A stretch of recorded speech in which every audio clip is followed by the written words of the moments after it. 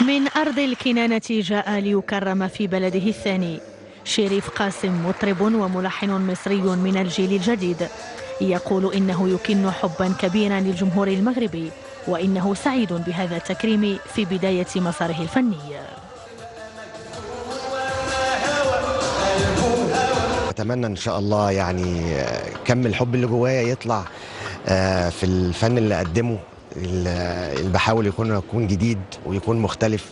واحنا في الاخر يعني مصر والمغرب هي قلب واحد وشعب واحد. احنا كنشوفوا الشباب، يعني المشعل اللي غادي يحملوا هذا الشباب هو اللي احنا بغينا، لان احنا كنشوفوا الاغنيه العربيه والاغنيه المغربيه يعني راه بدات كتدخل الخبر كان.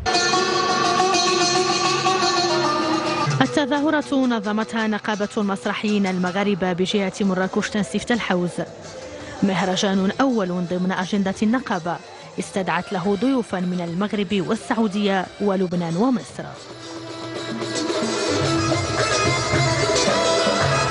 الشعار اللي اخذناه هذه الدورة الأولى هو احتفالا بالطاقات الإبداعية العربية.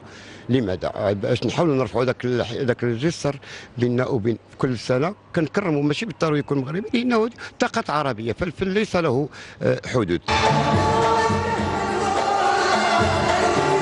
أمسية فنية عرفت حضورا جماهيريا كبيرا، فالهدف تشجيع الأصوات الشابة للارتقاء بمستوى الأغنية العربية.